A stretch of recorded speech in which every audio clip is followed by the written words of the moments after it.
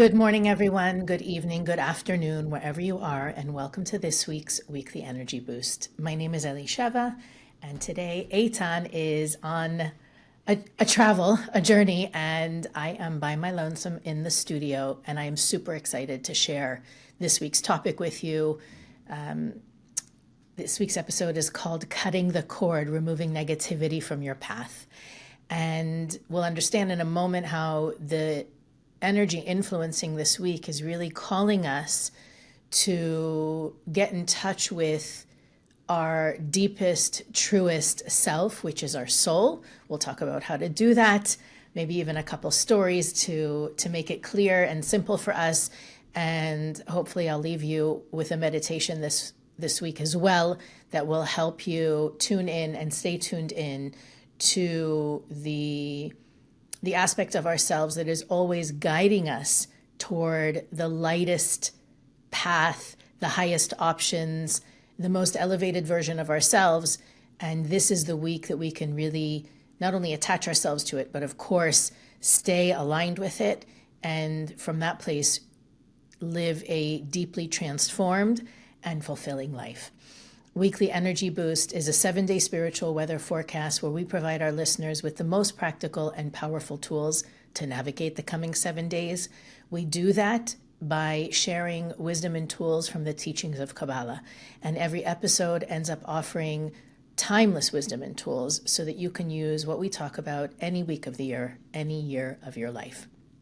So we spoke last week about the propensity of the month of Scorpio, the month of Cheshvan, to feel intense. And intensity, when you don't have consciousness about it, can feel very negative. But before we look at how to navigate the next 7 days of our lives, let's step back and reflect on what negativity in our path shows up as, which to me is a very different conversation than we've had, at least in the last few months, because we've focused on a deep process of reflection, of expansion, of increasing our desire. And I think for a lot of us, the negativity that we seem to encounter isn't self-imposed. Let's say it like that. We attribute the negativity or the darkness to a situation, to something out of our control, to a particular person or a group of people. There's so many different ways, or I guess I would say there's so many different excuses we could make for pointing fingers, assigning blame to the different sources of negativity in our lives. But Kabbalah asks us to step back and say, well, if everything happens for a reason, which we jump to agree with when everything that's happening is positive, but the real purpose of that teaching is to help us to understand that literally everything that comes into our path has a positive purpose, and everything that comes into our path, whether we perceive it as negative or positive, serves the singular purpose of bringing us closer to the Creator. Now, what that closeness looks like, you can define it as a closer relationship, talking more to the Creator, asking more questions, inviting more messages, divine guidance, signs, incorporating more prayer and meditation into your practice. There's so many ways you could engage more regularly in a relationship with the Creator. Of course, the Kabbalists also say to be close to the Creator is to be like the Creator, to be light-like, to be kind, to be generous, to be magnanimous, to be expansive and influential. And I guess that what the Kabbalists say is that we can't really understand the Creator himself. What we can't understand is the light that emanates from that force. But the one thing that we do know about the Creator is that it's infinite. The words that the Kabbalists use is Ein Sof, right? And as extensions of the light of the Creator, we also have that quality. We also are infinite. And living in the physical reality can be really deceiving because we perceive things, people, places, and things as finite. So why is that important when we approach this topic of negativity, or how to live a less negative life or less influenced by negativity? Is that we ourselves are the ones who are attributing or assigning the label of negative to the people, places, and things in our lives. So the first step is really to decide that I'm no longer going to chalk up these scenarios, these people, these opportunities as negative. I'm going to look at them as opportunities. And that's one of the first things that we teach in our courses, in the level 1 courses, is that when challenges happen, they're really opportunities. They're really meant to be used to our advantage. And the question is only, how quickly do we recognize the light or the opportunity in any given situation? Now, putting those kind of big picture concepts aside, the energy of this week has one main influence, but it's really a two-pronged poke or push from the universe. The first is going to really affect us for the next 4 weeks, approximately 4 weeks. And that is with the introduction of the influence of Abraham. Now, we've mentioned before in Weekly Energy Boost that one of the main sources of what we share every week is the Zohar portion that connects to every week, which is related to the Torah portion of every week, the section of the 5 books of Moses. And this week, we are introduced to Abraham, where Abraham is told by God to leave everything he knows, everything that's familiar to him, where he was born, his family, to leave them behind, and that the Creator will guide Abraham to where he needs to go. Now, so that's the two-pronged gift we're being given. The first prong is one that's going to influence us over the next few weeks. So if you're listening to this after the week of, after November 1st or November 2nd, don't worry about it, because this aspect is going to continue to influence us through the codes that Abraham is revealing through his actions, through his guidance, and through his experience, is that we are given the opportunity to deeply and profoundly connect to our essence, our true essence, which is the light of the Creator. Now, you can say, well, can't we do that every week? Absolutely. But if you look at everything before Abraham, it was very much, and the Zohar talks about this, that the universe, planet Earth, if you want to get specific, was very dark. There was a lot of chaos. It seems that whatever the Creator had intended to give humanity in creating the physical reality was not being fulfilled. And Abraham was this very unique soul who was born into a very negative environment. He put that negative, that's the second prong, and we'll get to it in a minute. He detached himself and left that negative influence behind to forge a new path. And that's the path of spirituality that you and I am going to speak for you as well, you and I are on in 2025. He was the first trailblazer of the wisdom of Kabbalah. He's also attributed to be the father of all monotheistic religions. But the idea is that he had a sense that there is more, and it's not the external. And so even though we've spent these last 2 months on a deep journey of mindfulness, of reflection, of expansion, of elevation, the month of Cheshvan, the month of Scorpio, is really a month of revolution. Like, my wish for all of us is that by the end of this month, we are looking back and not at who we were only 3 weeks ago, but let's say a year ago, 2 years ago, and we think to ourselves, like, I can't be that person anymore.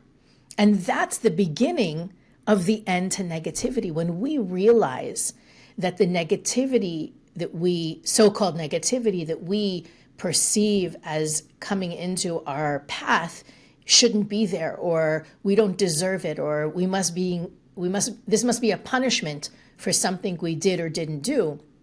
what we're really saying is my life is not attached to the infinite, endless light of the Creator.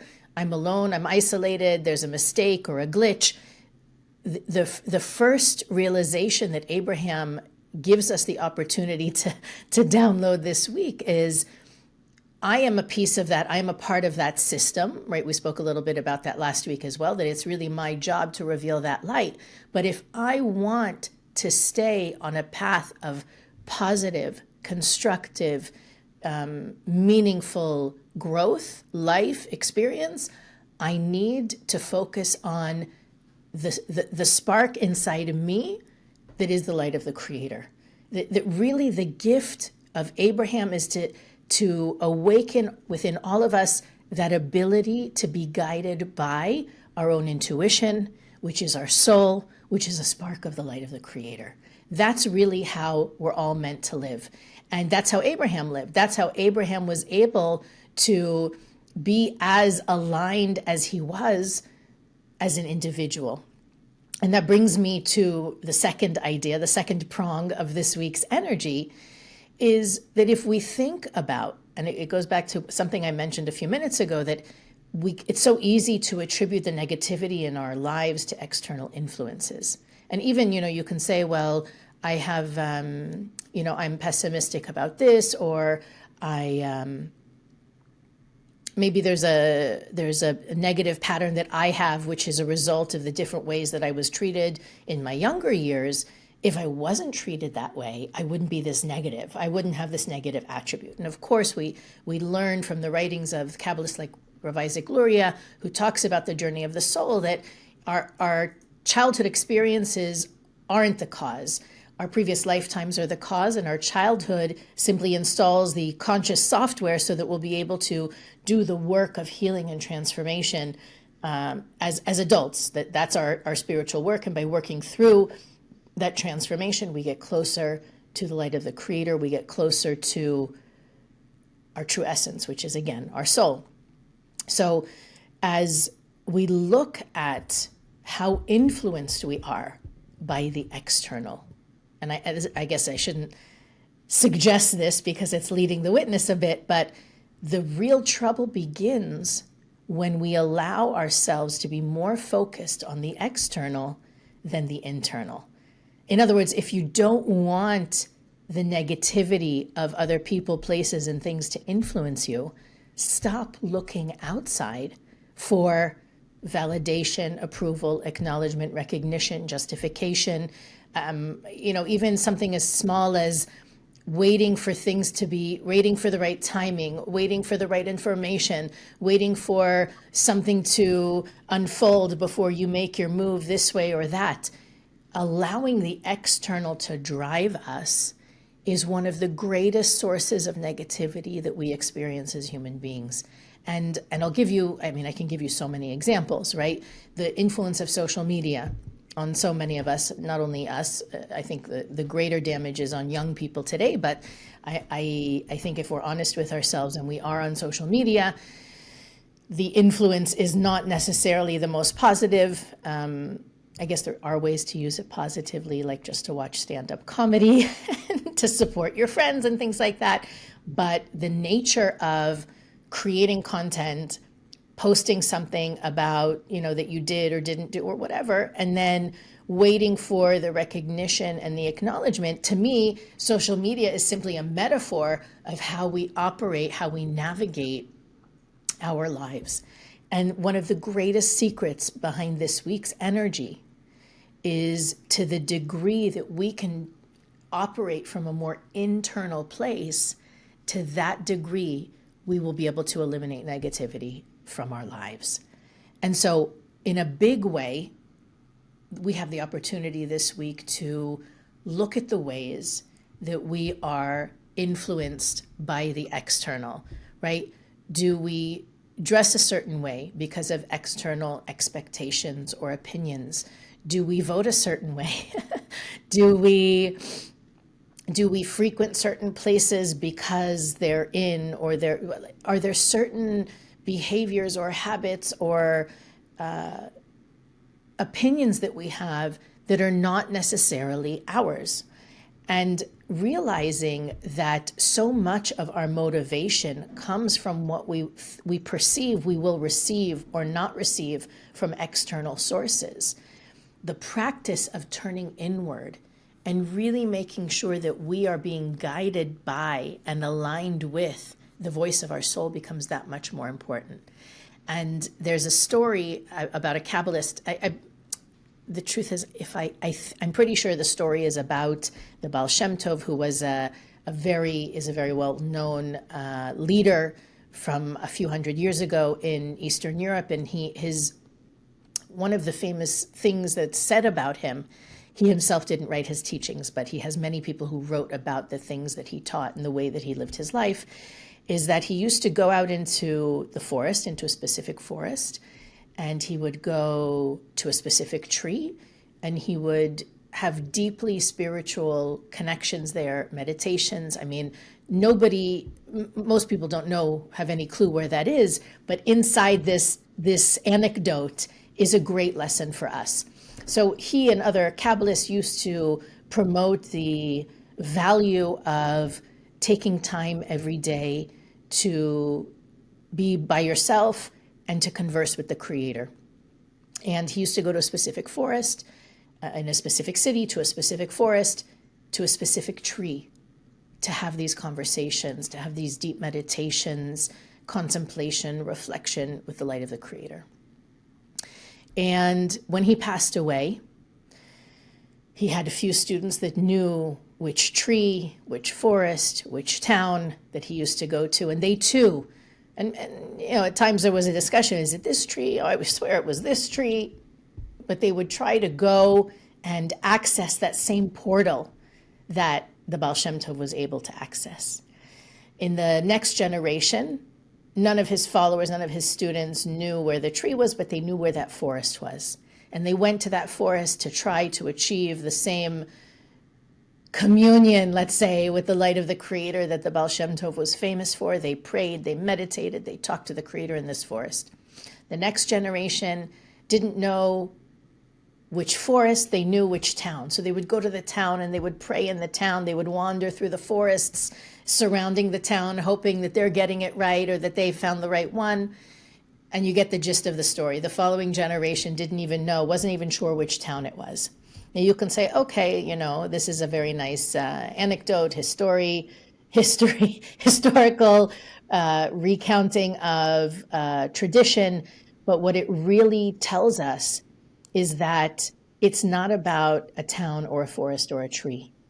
What it tells us about is the importance of turning inward and spending that time, whether it's 5 minutes a day, 20 minutes a day. There's Kabbalists who did this for 2-3 hours a day, multiple times a day, that was really the focus for them. Their spiritual practice is having this, isolating themselves and being truly at one with the light of the Creator to the best of their ability, turning inward, having those internal conversations, reflecting on our thoughts, words, and actions, and of course, prayer as well.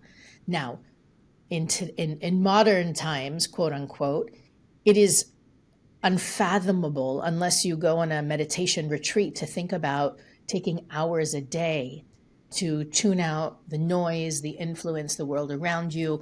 I have responsibilities. I got to take care of my kids, my house, my job, right? There's so many external influences that seem to make it impossible for us to have that solitude, to have that time, that peace and quiet, to be able to turn inward and tap into our intuition, to ask the important questions, to receive that divine support. Intuition isn't a voice you hear that calls you or a little message you get on a bumper sticker or a billboard.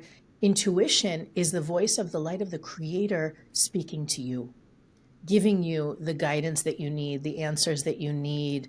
It can be, suddenly a book comes into your awareness, or a podcast, or you're led this way or that, you meet this person or that person. But to understand that it's not something that comes to you, it is within you. And that's why the Baal Shem Tov and other Kabbalists talked about having time every day where you shut everything else out and you tune inward. So for me, this week, of course, this month we'll have different opportunities to do similar work, but this week is really about cutting the cord to all of the negativity in our lives by cutting the cord to the external, to really be deeply and powerfully connected to our inner compass that tells us, that is constantly telling us and guiding us. But when you're busy thinking, how are people going to think? What are they going to say? How's it going to look? How uncomfortable is it going to be? What's unknown about it? That you get so lost in the external possibilities that you forget that if you tune that voice out, it's going to get quieter and quieter and quieter. The external noise is always going to be louder.